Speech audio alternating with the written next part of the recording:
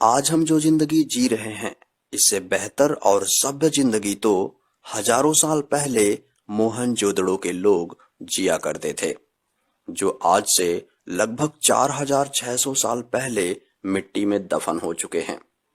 आज मैं आपको मोहनजोदड़ो के बारे में बताऊंगा। दो का टीला दक्षिण एशिया में बसे इस शहर को सबसे पुराना शहर माना जाता है। इतने साल पहले बने इस शहर को इतने व्यवस्थित ढंग से बनाया गया है कि जिसकी कल्पना भी हम नहीं कर सकते हैं।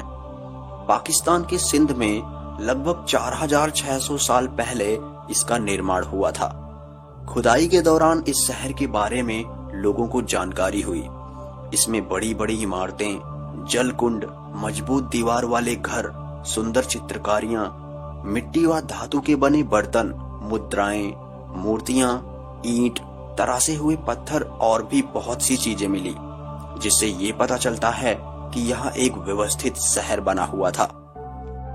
जैसे हम आज रहते हैं वैसे ही वे लोग भी घरों में रहते थे, खेती किया करते थे। मिट्टी के नीचे दबे इस रहस्य को जानने के लिए बहुत से लोग उत्साहित हैं और इस पर कई बार खुदाई का काम शुरू भी हुआ और बंद भी हुआ है। कहा जाए तो अभी तक सिर्फ 1/3 भाग की ही खुदाई हो पाई है। यह शहर 200 हेक्टेयर क्षेत्र में बसा हुआ है। इस प्राचीन सभ्यता के लिए पाकिस्तान को एक नेशनल आइकन माना जाता है। सन 1856 में एक अंग्रेज इंजीनियर रेल रोड बनाते समय इस प्राचीन सभ्यता को खोज निकाला था। रेलवे ट्रैक बनाने के लिए ये इंजीनियर पत्थरों की तलाश कर रहा था, जिससे वो गिट्टी बना सके। यहाँ उन्हें बहुत मजबूत और पुरानी ईंट मिली, जो बिल्कुल आज की ईंट की तरह बनी हुई थी। वहाँ के एक आदमी ने बताया कि सबके घर इन्हीं ईंटों से बने हैं, जो उन्हें खुदाई में मिलते हैं। तब इंजीनियर समझ गया कि ये जगह किसी प्राचीन शहर के इतिहास से जुड़ी है। इस इंजीनियर को सबसे पहले सिंधु नदी के पास बसे इस सबसे पुरानी सभ्यता के बारे में पता चला था। सिंधु नदी के पास होने के कारण इस स्थान को सिंधु घाटी की सभ्यता कहा गया। इस प्राचीन सभ्यता के समय एक और प्राचीन सभ्यता भी थी, जो इजिप्ट, ग्रीस में थी। ये बात पुरातत्ववेत्ताओं द्वारा कही गई है। सिंधु घाटी की सभ्यता लगभग 2600 ईसा पूर्व से 3000 ईसा पूर्व तक रही थी। इस प्राचीन सभ्यता में कुछ अर्बन सेंटर थे, जैसे मोहनजोदड़ो, हड़प्पा, लोथल, कालीबंगन, धोलावीरा, रखीगार्थी। मोहनजोदड़ो इन सब में सबसे अग्रिम शहर था। उस समय यह सबसे बड़ा व व्यवस्थित शहर माना जाता था, इसलिए पुरातात्विक ने इसकी सबसे पहले खोज शुरू की व इसके बारे में अधिक जानकारी इकट्ठी की। इसके बाद हड़प्पा ऐसा शहर था जो व्यवस्थित था व जिसको अग्रिम ढंग से बनाया गया था।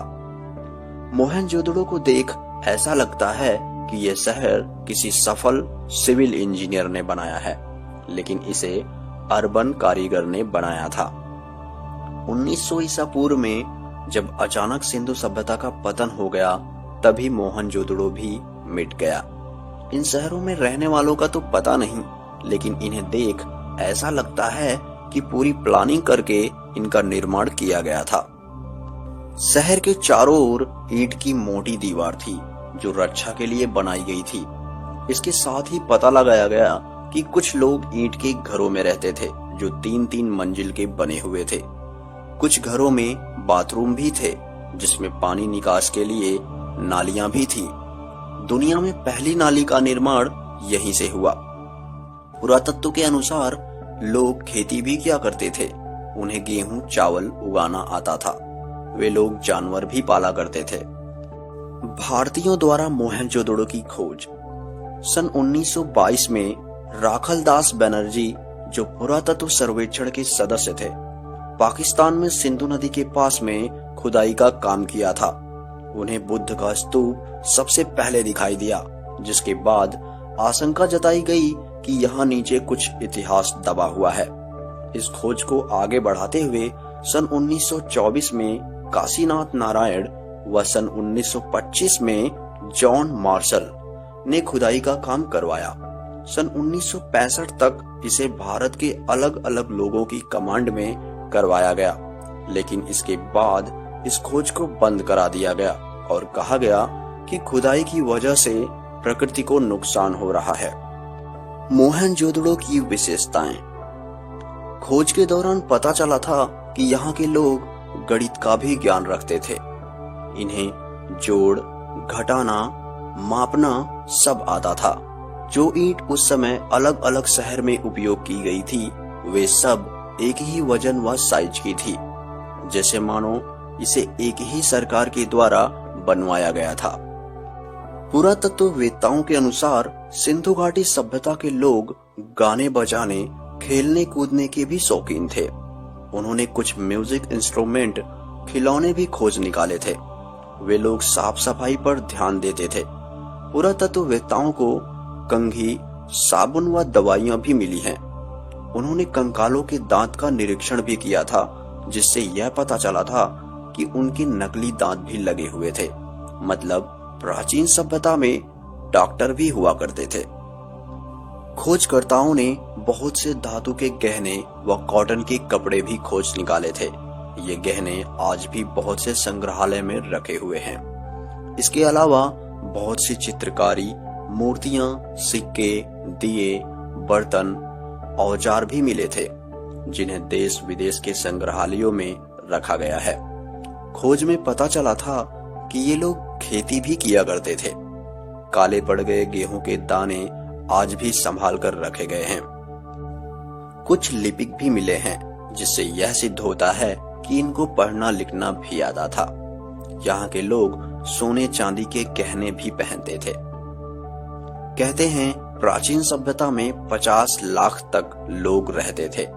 भूचाल आया और सब तहस नहस कर दिया। कहते हैं इसी भूचाल के चलते मोहनजोदड़ो दब गया और भूकंप के बाद हिमालय पर्वत बन गया। कुछ खोज से पता चलता है कि उस समय वहां रहने वालों के दुश्मन भी हुआ करते थे। कुछ हमलावरों ने वहां हमला कर पूरे शहर को नष्ट कर दिया था। अभी पुरातत्व वाले और खोज में लगे हुए हैं।